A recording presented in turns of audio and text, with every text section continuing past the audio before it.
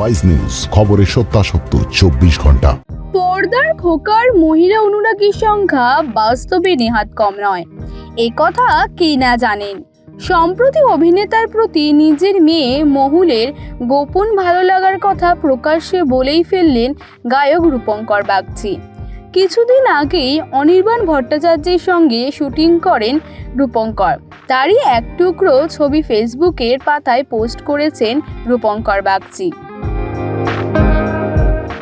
এদিকে স্বামী অনির্বাণের প্রতি বহু মহিলার ভালোবাসার কথা অজানা নয় খোদ তার স্ত্রী মধুরিমা গোস্বামীর।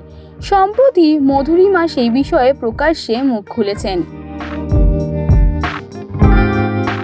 কথাটা উঠেছিল অনির্বাণ মধুরিমার ডিভোর্সের গুঞ্জন প্রসঙ্গে।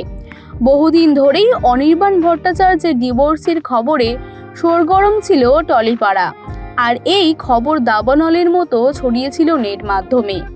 কথায় কথায় মধুরিমা নিজেই তার স্বামীর প্রতি বহু নারীর ভালোবাসার কথা তোলেন।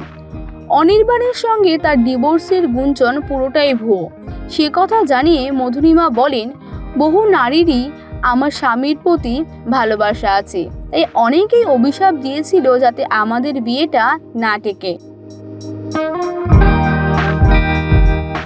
কথায় কথায় উঠে আসে রূপঙ্কর বাগচির মেয়ে মহুলের অনির্বাণের প্রতি ভালোবাসার বিষয়টি।